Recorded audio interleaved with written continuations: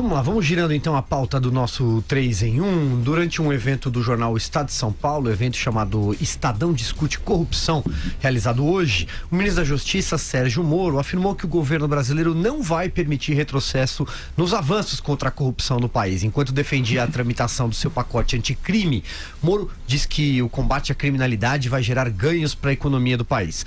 O ex-juiz da Lava Jato também defendeu o instrumento de prisões preventivas, fazendo referência às prisões do ex-presidente Lula e do ex-deputado Eduardo Cunha. No entanto, Moro afirmou que não tem essas detenções como uma espécie de um troféu, aspas, para ele. Quando um juiz manda alguém à prisão, é sempre algo lamentável. Pessoalmente, o juiz nunca fica feliz com isso. A Vera Magalhães foi a mediadora desse painel, desse evento. Vera, conta pra gente. Pois é, Silvio, eu fui a mestre de cerimônias de todo o evento e também a mediadora do debate entre eles, né? Foi o lançamento de um livro escrito com artigos tanto do Sérgio Moro quanto do Deltan Dallagnol, prefaciado pelo ministro Luiz Roberto Barroso e com artigos também dos juízes da Operação Mano Politia, Mãos Limpas da Itália. Então é um livro que coteja as duas experiências, a brasileira e a italiana, para tentar achar semelhanças. E também nesse livro se fala dos retrocessos que houve na Itália quando a classe política se reorganizou e conteve a mãos limpas, chegou a aprovar inclusive leis contrárias ao segmento das investigações. Todos eles presentes ali fizeram um manifesto pró-Lava Jato, fizeram uma reafirmação das conquistas da Lava Jato e mesmo de algumas das suas decisões polêmicas. O procurador Deltan Dallagnol fez uma defesa longa, extensa, por exemplo, do acordo feito com a justiça norte-americana que permitiu que ficassem 2 bilhões de reais que a Petrobras teria de multa, que eles ficassem no Brasil, e daquela solução depois abortada de se criar uma fundação que ele diz não seria vinculada ao Ministério Público, não seria gerida pelo Ministério Público, para, gerir os recursos e fazer com que eles não fossem para a União, porque essa é uma cláusula da lei americana, que não fique com o governo do país com o qual se fez o acordo. Então, ele fez uma defesa disso, todos eles fizeram uma defesa da prisão após condenação em segunda instância, dos seus benefícios para o combate à corrupção, e o ministro Luiz Barroso fez ali várias críticas veladas, sem dizer a quem, de um pacto oligárquico que haveria, incluindo pessoas de vários poderes, representantes de vários poderes, para que houvesse retrocessos no combate à corrupção.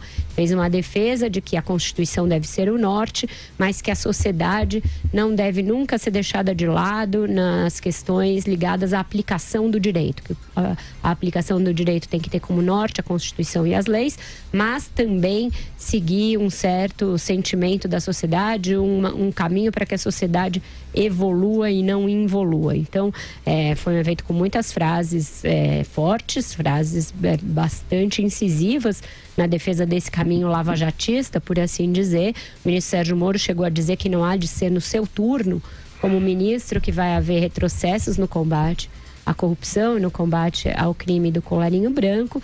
Demonstrou ali confiança de que seu pacote vá ser aprovado no Congresso, seja pela Câmara, seja pelo Senado, nesse caminho que se desenha agora de que senadores abracem projetos do pacote com a própria autoria.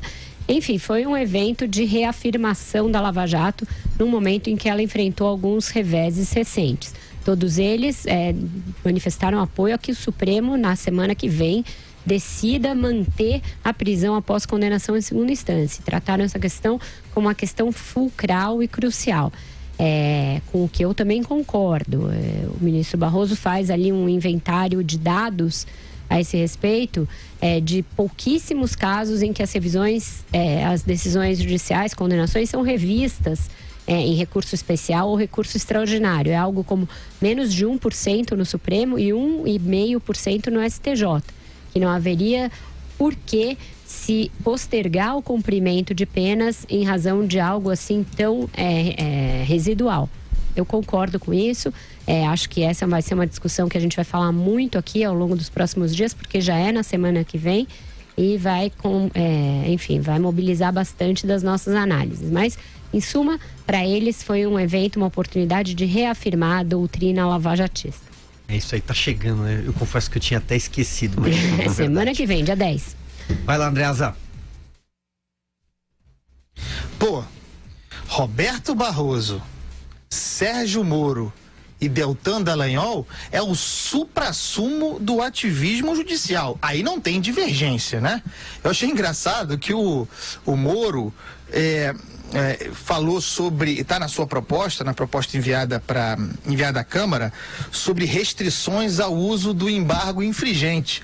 E o Barroso, como se não fosse com ele, como se não houvesse sido ele na outra encarnação, né, antes dessa agora de justiceiro, naquela outra encarnação, aquele que houvesse sacado dos fundos do baú do regimento interno do Supremo o uso do embargo infringente. Naquele caso, estava superado naquela ocasião para aliviar a barra de José Dirceu.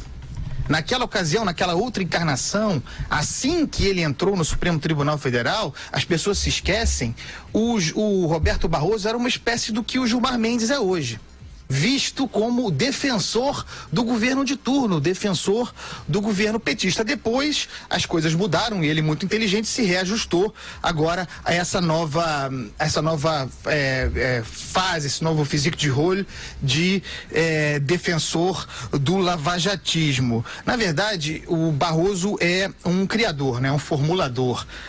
Ele é alguém que tem uma compreensão muito própria, avançada e, a meu ver, deletéria do que seja a interpretação.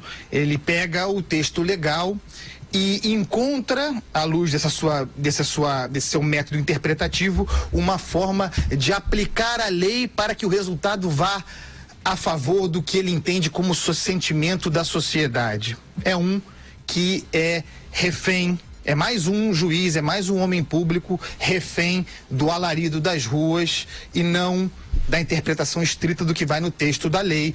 Daí porque o Supremo Tribunal Federal, não por causa dele exclusivamente, mas daquele conjunto ali, hoje seja a matriz da insegurança jurídica no Brasil. Porque cada um faz o que quer de acordo com a demanda da sociedade. Uma Suprema Corte não deveria existir para isso, mas é como nós vamos hoje. Vamos para a opinião do Joel Pinheiro. Pois é, lembrando que o Barroso, ele não só defende a interpretação da Constituição segundo o sentimento legal, como ele já chegou a defender também que em certos momentos a interpretação da Constituição tem que ir contra, não só se pautar apenas pelo texto da Constituição, mas também contrariar o sentimento da maioria da população, porque está a serviço de uma leitura iluminista, de uma vanguarda jurídica iluminista que tem que guiar um pouco a sociedade às vezes, quando ela própria acaba olhando para o lado errado aí na questão dos valores.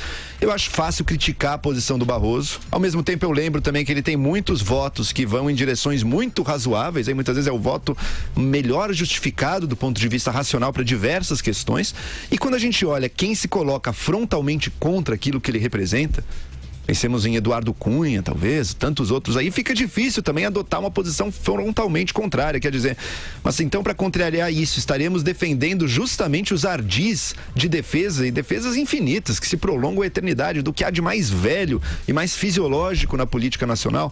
De alguma maneira, algum equilíbrio tem que acontecer e ele fala algo que é verdadeiro também. Por mais que a gente imagine um texto puro da Constituição e atemporal, todo texto, no final das contas, está sim sujeito a ser visto de maneiras diferentes, de acordo com a época. Isso acontece, inclusive, nos Estados Unidos, tá? Um país que prima tanto aí pelo zelo e pelo respeito à sua Constituição, que diferente da nossa aí tem o quê? Mais de 200 anos a Constituição americana, a nossa recente, mas também a mesma lógica se aplica. O texto não é uma palavra eterna, absoluta e imutável. A forma como a gente lê e os anseios que a sociedade projeta nele podem mudar sim. É óbvio, qualquer princípio desses levado a um extremo gera um absurdo. Ou o imobilismo absoluto de que nada pode ser mudado ali, ou que algo que se escreveu há 30 anos atrás, num outro contexto, seja aplicado de forma acrítica até os dias de hoje, ou no caso americano, até algo escrito há 200 anos atrás seja aplicado de forma absolutamente sem nenhum critério, sem nenhuma interpretação nos dias de hoje, como se valesse igualmente, e o contrário. Qualquer um lê o que quiser no texto e vale o que o mais poderoso mandar e dizer que leu ali e aquilo está valendo. Esses dois princípios levados ao extremo são absurdos. Mas na vida política, Assim como na vida ética, você não pode absolutizar nenhum princípio. Você vai ter que sempre procurar algum equilíbrio que, num equilíbrio sempre bastante precário, é onde mora a razoabilidade, onde mora as possibilidades de progresso ali da sociedade.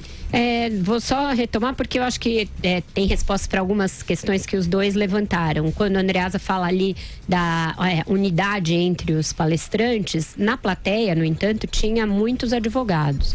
Muitos advogados, inclusive, com causas na Lava Jato, e as perguntas durante o debate foram críticas, bastante críticas, sobre se eles não assumiam nenhum excesso da Lava Jato, a respeito dessa adaptação do direito à conveniência da sociedade, se isso não era ativismo judicial, etc. E o Barroso respondeu as duas coisas. Ele respondeu tanto em caráter genérico, quanto no caso específico da prisão após condenação em segunda instância. No caso genérico, ele foi mais, foi Barroso. Ele disse isso, que existe um princípio geral e que sempre vai estar sujeito à interpretação, como o Joel bem disse aqui, e que cabe que essa interpretação não fira o texto legal, mas seja uma interpretação possível dentro desse arcabouço.